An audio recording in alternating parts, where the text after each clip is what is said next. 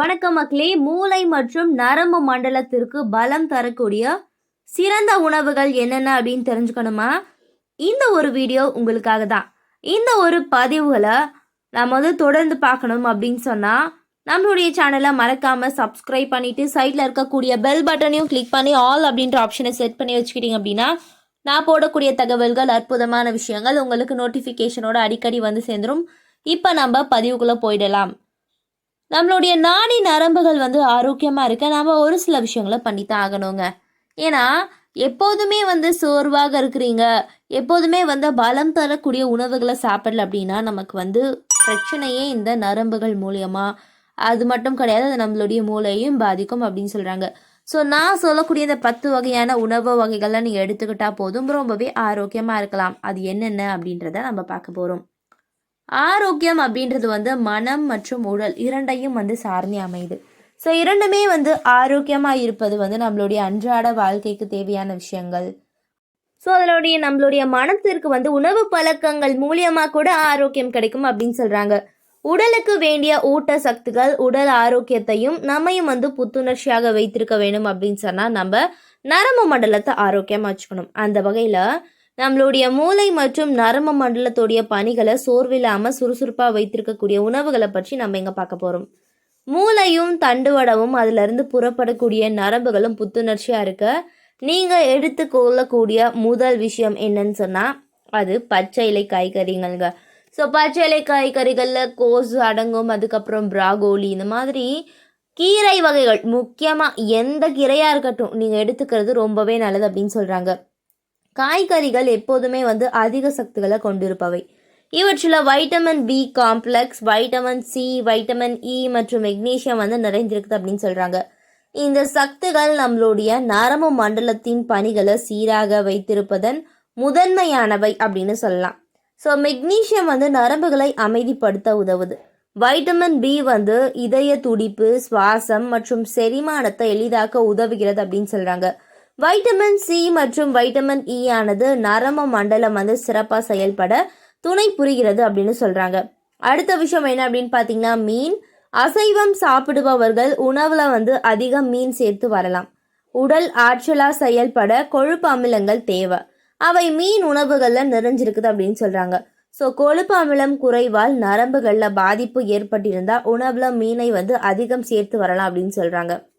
So அசைவ உணவை தவிர்ப்பவர்கள் மருத்துவரின் அறிவுரையோடு ஒமேகா 3 மாத்திரைகளை எடுத்துக்கொள்வது நல்லது. இந்த கொழுப்பு அமிலங்கள் நரம்பு மண்டலம் எந்தவித பாதிப்பும் அடையாமல் சீரான ஒரு பணியை செய்ய உதவுது அப்படின்னு சொல்கிறாங்க. ஸோ இந்த மாதிரியான மீன் வகைகளை நம்ம வறுத்து எடுத்துக்கிறதோட மீன் குழம்போ மீன் வச்சு நம்ம குழம்பு செஞ்சு சாப்பிட்றதே ரொம்ப ஆரோக்கியத்தை தரும். ஏன்னா நம்ம வறுத்து பொரித்தெல்லாம் சாப்பிட்றது நமக்கு நல்லது கிடையாது. ஏன்னா எண்ணெய் அதிகமாக இருக்கிறதுனால நீங்கள் அதை பயன்படுத்த வேண்டாம். ஸோ அடுத்த விஷயம், நம்மளுடைய மனநிலையை மாற்றணும்னா உங்களுக்கே தெரியும், சாக்லேட் சாப்பிட்டா நமக்கு மூடு மாறிடும் அப்படின்னு சொல்லிட்டு. ஆனால் அது நம்மளுடைய உடலுக்கு நல்லது அப்படின்னா கண்டிப்பாக இனிப்பு நிறைந்த சாக்லேட்டுகளை எல்லா வயதினரும் விரும்புவாங்க. சற்றே கசப்பும் மிதமான இனிப்பு சுவையும் கொண்ட டார்க் சாக்லேட் உடலுக்கு நிச்சயமாக பலனளிக்கக்கூடியவை. ஏன்னா இதில் இருக்கக்கூடிய எபிகேட்டசின் என்னும் ஆன்டி ஆக்சிடென்ட்கள் மூளை செல்களை பாதுகாக்குது. ஸோ இதிலிருந்து கிடைக்கக்கூடிய சக்திகள் உடலை ஆரோக்கியமாக வச்சுக்கும். ஸோ இதில் இருக்கக்கூடிய கேட்டசின் அப்படின்ற ஒரு சக்தி நம்மளுடைய உடலில் இருக்கக்கூடிய ஒவ்வொரு செல்களையும் பாதுகாக்குது. மேலும் இதிலிருந்து கிடைக்கக்கூடிய நிறைய விஷயங்கள் நினைவு திறனை மேம்படுத்துது அப்படின்னு சொல்கிறாங்க. அதனால் முக்கியமாக நீங்கள் பயன்படுத்தக்கூடிய ஒவ்வொரு விஷயங்களும் நம்மளுடைய உடலுக்கு நல்லதா கெட்டதா, எதுக்கு அது நன்மையை தரும் அப்படின்றது நீங்கள் பார்த்து சாப்பிட்டாவே போதும். நமக்கு எந்த ஒரு நோய் நொடியும் இல்லாமல் ஆரோக்கியமாக இருக்கலாம் அப்படின்னு சொல்கிறாங்க. ஸோ டார்க் சாக்லேட் தொடர்ந்து ஒரு துண்டு வீதம் தினமும் சாப்பிட்டு வந்தால் இதயம் மற்றும் மூளை ஆரோக்கியம் இரண்டும் பாதுகாக்கலாம். அவற்றின் செயல்பாடுகளை சீராகலாம் அப்படின்னு சொல்கிறாங்க. உடலில் ரத்த ஓட்டம் மேம்படுது. 70% கோகோ கலந்த பதப்படுத்தப்பட்ட டார்க் சாக்லேட் உங்களை சோர்வும் இல்லாமல் இதயம், மூளை ஆரோக்கியம் எல்லாத்துக்குமே ரொம்பவே நல்லது அப்படின்னு சொல்கிறாங்க. அற்புதமான மருத்துவ குணங்களை கொண்டிருக்கக்கூடிய ஒரு விஷயம் அப்படின்னா பிராகோலி.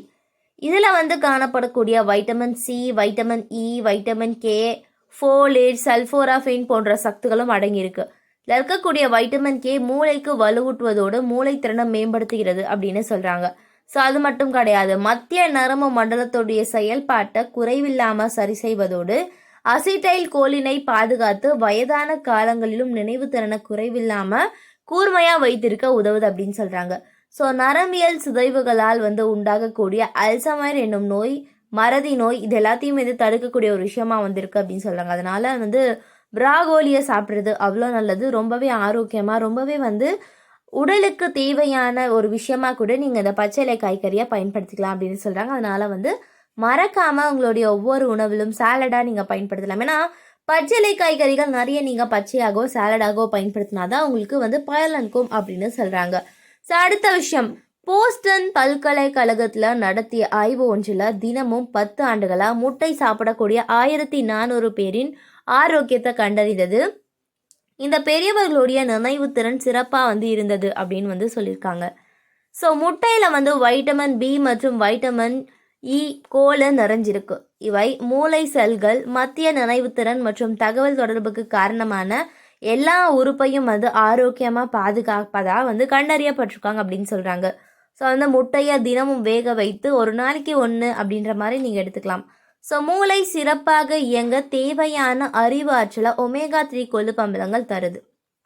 ஸோ குறைந்த அளவு ஒமேகா 3 கொழுப்பு அமிலங்களை கொண்டிருப்பவர்களுடைய மூளை மந்தமாக செயல்படுவதா நிறைய பேர் சொல்லி கேள்விப்பட்டிருக்காங்களாம். அதனால் நிறைய ஆய்வுகளும் சொல்லியிருக்காங்க.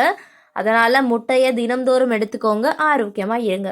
அதுக்கப்புறம் ஊட்டச்சத்து அதிகம் நிறைந்திருக்கக்கூடிய பழம் அப்படின்னா அது ஒமேகா 3 கொழுப்பு அமிலங்கள் கொண்ட இந்த அவகேடோ பழம்.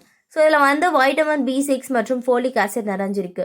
மூளையில் இரத்த உறைவை தடுக்க உதவுது. வயதான பிறகு பக்கவாத பிரச்சனையால் வராமல் நமக்கு பாதுகாக்குது அப்படின்னு சொல்கிறாங்க. ஸோ உங்களுடைய நினைவாற்றலை மேம்படுத்தக்கூடிய வகையில் செயல்படக்கூடிய அவகேடோ இதயத்தையும் பாதுகாக்குது. ஸோ நரம்பு மண்டலத்தை வலுப்படுத்துதோ வேறு பழங்களுடன் ஒப்பிடும்போது அவகேடோவில் அதிக ஊட்டச்சத்து நிறைஞ்சிருக்குது அப்படின்னு சொல்கிறாங்க. ஸோ அடுத்த விஷயம், பாதாம். உலர் பருப்புகளில் ஒன்றான பாதாம் மூளை ஆரோக்கியத்தை அதிகரிக்க உதவுது. இதில் சால்மன் மீன்களை போலவே ஒமேகா 3 கொழுப்பு அமிலங்களும் மூளையை பாதுகாக்கக்கூடிய வைட்டமின் ஈயும் நிறைஞ்சிருக்கு. அதனால தினமும் ஒரு கைப்பிடி அல்லது 10 பாதாம் கொட்டையாவது எடுத்துக்கொள்ளுங்க அப்படின்னு சொல்றாங்க. ஸோ அடுத்த விஷயம், பூசணி விதைகள். பூசணி விதைகள்ல மெக்னீசியம், தாமிரம், இரும்பு மற்றும் துத்தநாகம் போன்ற அத்தியாவசிய சக்திகள் இருக்கு. அதோடு புரதம், இரும்பு சக்தி, வைட்டமின் இ சக்திகளும் இருக்கு. இவை எல்லாமே உங்களுடைய உடலை ஆரோக்கியமா பாதுகாக்கும் அப்படின்றதுல எந்த ஒரு சந்தேகமும் கிடையாது. எனவே மக்களே, இது போன்ற தகவல்கள், அற்புதமான விஷயங்களை தொடர்ந்து கேட்க பார்க்க நம்மளுடைய சேனலை மறக்காம சப்ஸ்கிரைப் பண்ணிக்கோங்க. இந்த ஒரு வீடியோ பிடிச்சிருந்துச்சுன்னா ஒரே ஒரு லைக் போட்டுருங்க. நன்றி, வணக்கம் மக்களே.